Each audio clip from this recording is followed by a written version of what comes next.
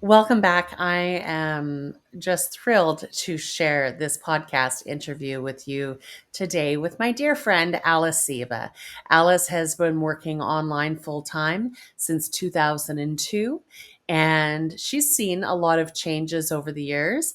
So, we had a lot of fun discussing that. We talked about how we've adjusted our online businesses, how things changed after COVID. We talked about how to create products that people like and they want to buy from you.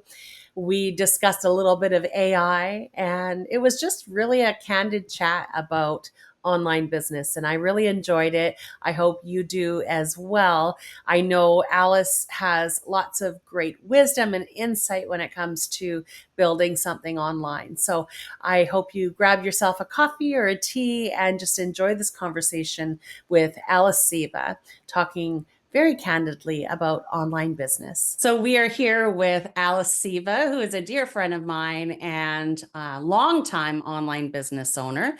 And you can find Alice at ekithub.com. So welcome, Alice. I'm so happy that you're here.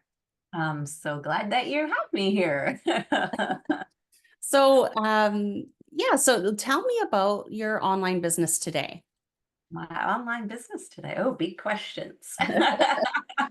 Well, basically, we create done for you content for our audiences, but also try to kind of empower them to spread like the message that they want to share, have the confidence to do it. It's been a kind of an actually a little shift recently where a lot of our audience is retirees, or it's a lot of creative people who, they don't have the business background and they all don't always have the confidence to do things. So we're actually focusing a lot on the mindset stuff. So it's been really enjoyable, empowering people to like get their stuff out there and start making an income from it. So really enjoying it.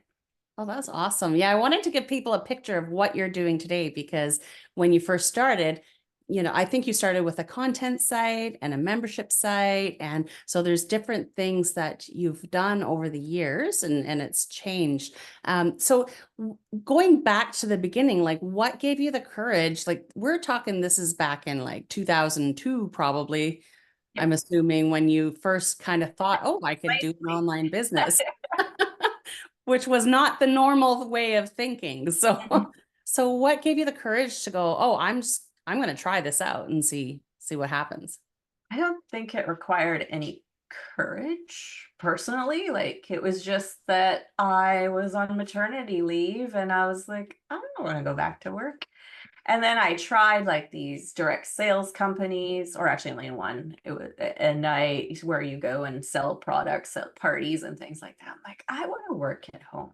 So I want to do this internet thing, and got a lot of discouragement though when people, I asked, there was other mothers, new mothers, I know mothers with older children in a community where I asked, like, how do you make a full-time living online? And they're like, you can't, you have to do all this other stuff. You can just make extra money. And I'm like, I think that I'm gonna prove that wrong. Yes. And it's funny too, because when I made the switch into information products versus and building a content site and all that sort of thing, everyone understood that I did eBay. Like that made sense to them. Oh, you're selling on that auction site. That made sense. But when I went towards the other stuff, they're like, what? No, no. So Yeah. it's funny back then how people were. And now it's just so normal for people to be selling courses and that sort of thing. So Yeah. cool. So how do you think things have changed over the years? Well, I feel in a lot of ways that, like, do you mean running a business or my business or like Yeah, just I in guess with general? your business, like how has the online space changed and how have you adjusted as you go? Okay. Yeah. Yeah, I think a lot of it has stayed the same, but also it has changed. So Yeah. what I do is kind of still similar to before, but I have had to make adjustments along the way. Different, audiences or things that I saw that people were picking up on and stuff. But one thing, I think obviously we have way more. social media, and also way more people online who are trying to just, whether it's just build an audience and get attention or to sell products. There's a lot of more noise now. So it's like ever more important to really stand out as someone different, right? And now we have AI tools where there's massive amounts of content being pushed out there, so much stuff, so much distraction for our audiences.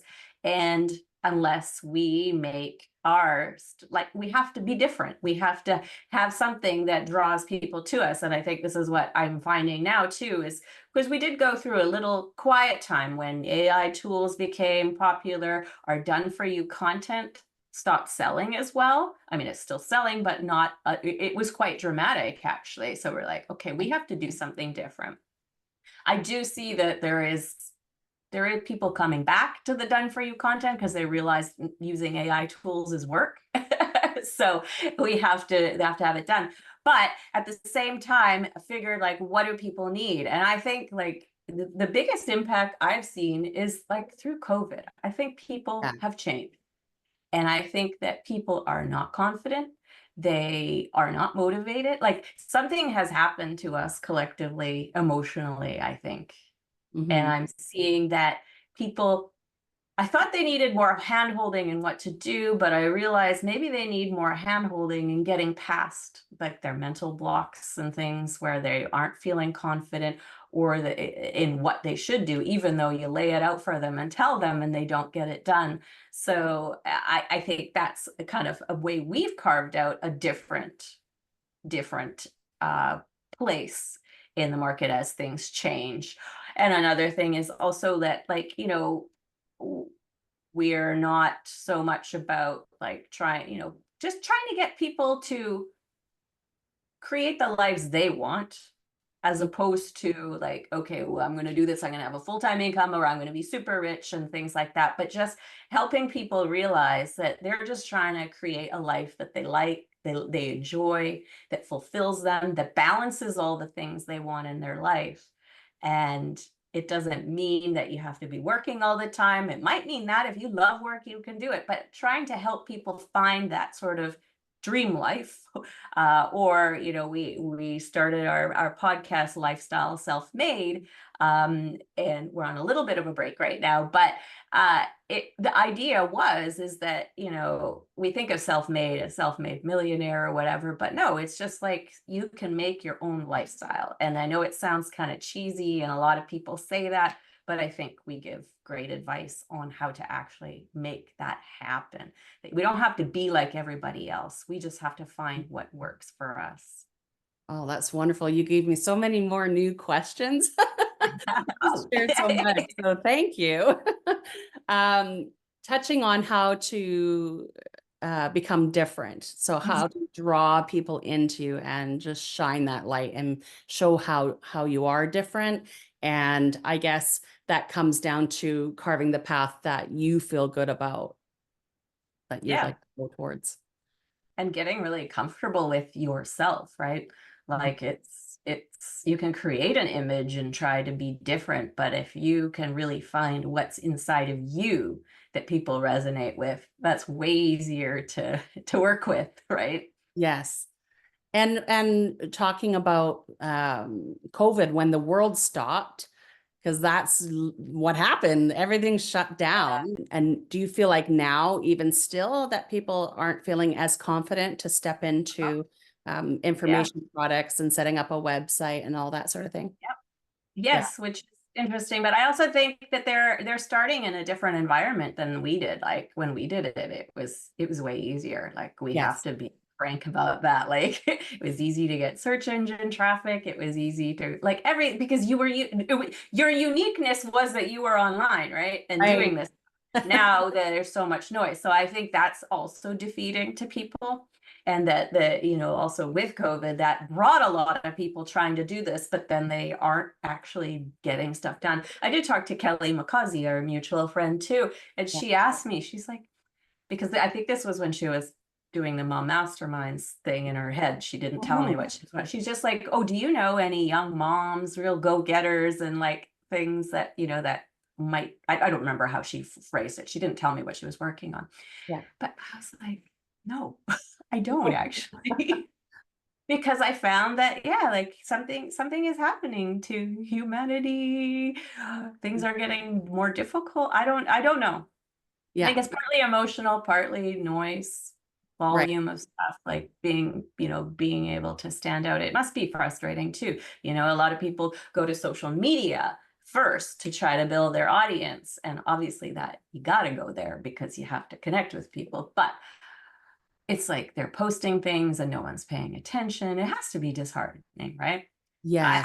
I know it happens to me. Like social media has never really been a huge, it's been an important part, but not trying to build a big audience. It's been more about connecting with people, like-minded business owners and stuff. But I don't post. I'm not making posts over and over again just to try to get someone to see it. I'm doing other more strategic things, growing my list, trying to work with people, like built quite a big, network of people just Yeah. by being online. I think that's the more important thing than trying to get like this big audience, which obviously you can do. Many people do it, but it's a big thing to do that it doesn't always work out that way, and that can be disheartening, right? When you're trying to do this and no one's listening. Yeah. Well, I think too, it's not, you don't have to have a massive, crazy Anthony Robbins following to be able to have a full-time online business and to be able Yeah. to leave that job and stay home. That's not required. And yeah, okay, so getting into AI stuff. um from my perspective, when it comes to done for you content versus AI and search engines and all that, I think that um, uh, for me personally, I put more trust into, say, your content that's been written by a writer that I can use that other people are also using, but I can tweak for my own stuff versus AI, where it's like, am I gonna get gobbledygook back? What am I getting back? And so I'm very, very cautious with AI, although I think it is a really good tool. And Mhm. for me, I like to, I'll have this article and be, okay, give me 3 main things that can overcome what's the problem in this article. And then I'll take the points and then rewrite them and put them into my article. And then that feels better. It feels like more original content and because in my brain that my perception of AI is good, but it also I don't think it's there yet where I don't know. I just feel like it's gobbledygook at this time. I think it is sometimes, but I also do feel as I've used it a bit more, uh, it really depends on how you talk to it because I've seen people produce Right. stuff and I'm like, what the heck? You should be ashamed of like even posting that. But then also you can get really great stuff out of it. It's the Yes. same bot, right? But Yes. it's the Yes. way we communicate, how detailed we are. And that's why I think like you still need your own perspective and understanding of topics in order to Yeah. get, good stuff out of it. Yeah. And I think too, like you learn, it's like a skill that you're going to learn and grow Mhm. and how Yeah. to how to be more specific with it. It'll take time. Yeah. So, and getting back to what you said about people being scared to post something and then not having any interaction, I was thinking about how, back in the day, we didn't have any social media to get that instant hit. And that's what it is. It's just like an instant hit. And we had to wait for it to get indexed. We had to wait to see if the spiders were going to crawl our site. So, do Mhm. you have any thoughts on all that? Well, I think we still had I think having an email list is an instant hit, right? Yes. Yeah. And that's my favorite one because that's where I will always get the most, whether if I'm posted some content, that's going to get the most attention from it right away. So it's always good to have that built-in audience because, or the mailing list because you're always going to have traffic. That is traffic, right? It's a source of traffic. and people who want to buy things, and you can sell them things on social media. You can, I mean, advertising people accept on social media, right? And people buy things through ads, and I think people should definitely leverage social media advertising. But when it comes to like posting things that people are a little more, they put their backs up when you're trying to sell them something if it's an organic audience that you have. So email like just changes all of that, right? So Yeah. everybody, I think if you're posting on social media, and even if it's going slow, start to try to funnel that traffic, that those people who are paying attention to your list. Yes. So Yeah. you want to give them a free gift of some kind and be excited about what the free thing, the thing that's going to be really helpful to people, that you'll be happy to share it. They'll be happy to hear about it because it's free, so always be putting those people onto your list. And yeah, it's true that email is not as central to people's lives as it used to be, but it's still important. And so yeah, don't stop doing that. I remember the first time I ever noticed that an email list was important. You had said, okay, well, you helped me with my first Google ad campaign to get traffic to my page to get people to opt in. And I went, because I was doing so much eBay, I got really frustrated with eBay because they were upping the requirements to have 100% feedback. And if you got if you got under 97% feedback, they're going to shut down your account. Like they were so strict. And when I was doing so Can't many be doing options, that now I was like, anymore because people are oh, brutal on the internet. Like, I who could have know. that I'm today? like, what company has 97% positive or Right. higher positive feedback, right? So it Yeah. really, I was so disheartened by that. And I was like, wait a second, if they shut down my account, there goes the income flow. Whereas if I have an Yeah. email list, it doesn't matter who shuts down what. I always have my people, right? Yeah. Yeah. So, okay, Yeah. so why getting back to why people get stuck. What do you think is the main reason people get stuck today? Overthinking. Like, Overthinking. I think that rides over a lot of things. I actually just had a wonderful discussion with our members and stuff about, we had an overthinking boot camp the other day, and they all gave confessions and stuff on how they overthink, and it keeps them from finishing products. It keeps them from putting their content out there. Sometimes, like people say that they published the content, but they didn't. I mean, they created the content, but they didn't publish it. What? Right. And then a lot of the other overthinking is having to know all the steps, having to know exactly how what I'm going to do is going to look A, B, C, D. If I only could have, they say sometimes, if I only had the A to Z steps of how I do this, I would be able to do it. But you don't need that. You just got to do the first step. You're going to learn through the process. You're going to adjust the plan anyways. Or, like, I think that sometimes people, even when they get the steps, so they find someone who has a course or something that outlines it for them, but then they still overthink it, right? Because I think if you're going to go and follow, if you're going to sign up for a course and the person's going to tell you do A, B, C, D, E, F, G, do A, B, C, D, E, F, G, and see how it works, right? It doesn't have to be perfect, but you're going to learn so much through that process. So if you're going to pay money to have someone teach you, then do the thing. You Right. can adjust it later. You can do something different later, but what are you spending this money for if you're not going to do the stuff? Yeah. Yeah. I think, that's confidence too. And just going, oh, okay, I can do this. And I can actually do it with my own flair, right? With my own, Yeah. uh, And even if you don't have flair yet, like, yeah. because that might Yeah. take time, just do it.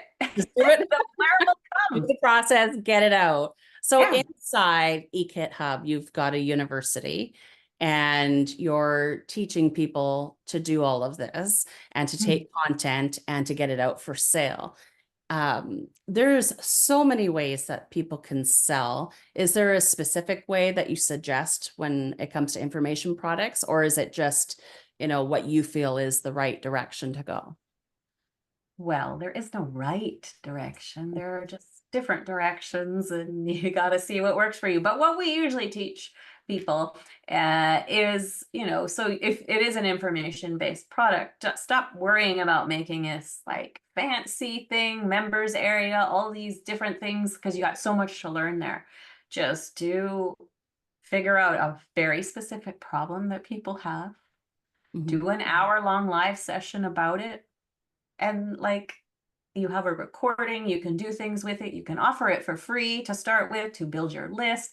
Like, just keep it simple. Don't, because you're going to get lost if you're trying to like solve a really big problem or teach someone how to do a huge topic, like, I don't know, fishing, freshwater fishing. But maybe if you, I don't know anything about fishing, so that was a stupid example. But I'm just thinking, like, you gotta give them specific, help them with specific things, not let me, think about, like, so I'm gonna think you were a scrapbooking person, right? So Yes. you could teach someone how to make scrapbooks. That's a huge like members area that have so many different things. There's digital scrapbooking. I also don't know anything about scrapbooking, but or you could teach them a certain technique. I'm sure there's something, some thing that could make it look pretty, or do paper flowers. I don't know. Like, teach them a specific thing, do a class on it. Like, people think that they have to do, have this big thing, partly because they think that maybe people want to, they won't think it's worth the money, but it's also overwhelming to your customer when they have too many things to do. We're talking about people who are having troubles doing all the steps. But same with, if you are the person having trouble doing all the steps to create your product, the people who are going to buy your product probably also have trouble doing all the steps. So keep it simple, keep it Yeah. specific. Just teach them one little thing, help them solve one problem, because once they've solved one problem, they're going to feel confident to do more, and you'll feel confident to do more to teach them other things. I remember my first scrapbooking ebook, and it was called Everything About Paper. And it was all the different types of paper that you could use for scrapbooking. Like, there's so much involved with scrapbooking. And Mhm. even back then, I figured out that because I was a scrapbooker, I knew how long it took to do like a 2-page layout. So one of the popular items, like problems that were being solved, is people selling on Etsy and eBay 2-page layouts, like pre-made, like Nice. Disney Yeah. layout or first baby's first year layout or whatever. And people are making money on just layouts, right? There's just so Yeah. much that you can do. Yeah, it's fun. And the other thing about too, like solving different little problems, you're going to suddenly build up a huge library of informational content where you can create that bigger product, that members area or whatever, where people can go in. But when you do break it down small, you start getting these little wins, you get confidence, you build your audience, and you build from there. Doesn't need to be big right out of the gate. Yeah, so true. So true. So, my last question for you, this has flown right by. This has been so fun. What does a typical day look for you in this online business world? Because there's so many people that are working full time that would love to, come home and work online. So what does a typical day look like for you?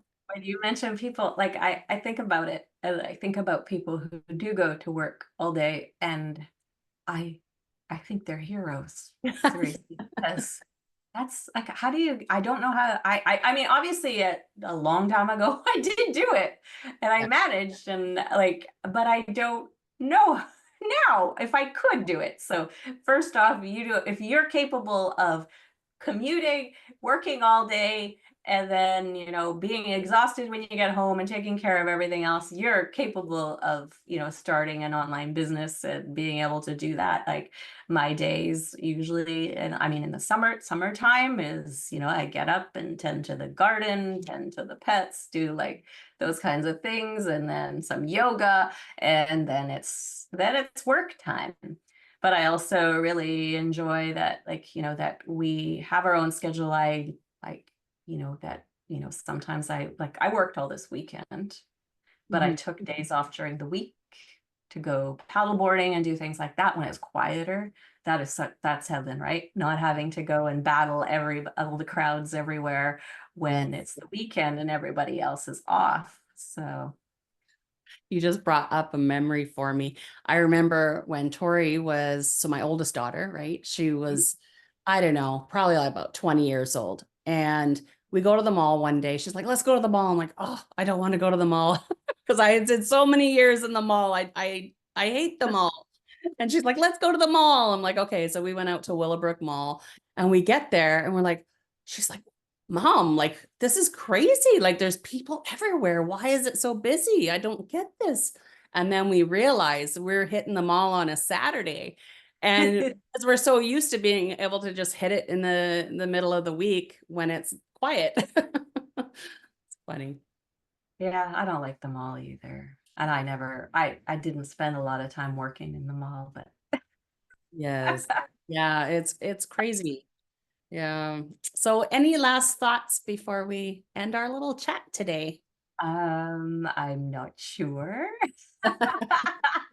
But yeah, like I think that like yeah, if the audience is people who are just gonna get started and things like that, like it's, carve out some time. I think like that's what my days look like it too, is very I try not to schedule too much, but I also am very structured. I know when I'm gonna have time to do different things. Just carve out that time to start building something and keep it simple. Don't try to do everything, right?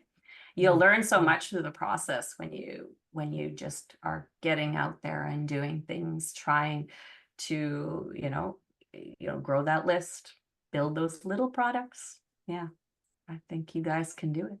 Wonderful. And I love just doing things that light me up. I love this. So I'm happy that you are here today and everyone listening or watching, you can find Alice, check her out at ekithub.com and get some mindset work, some help with information products and get it out to the world and start making sales. All right. Thanks, Alice. Thank you so much.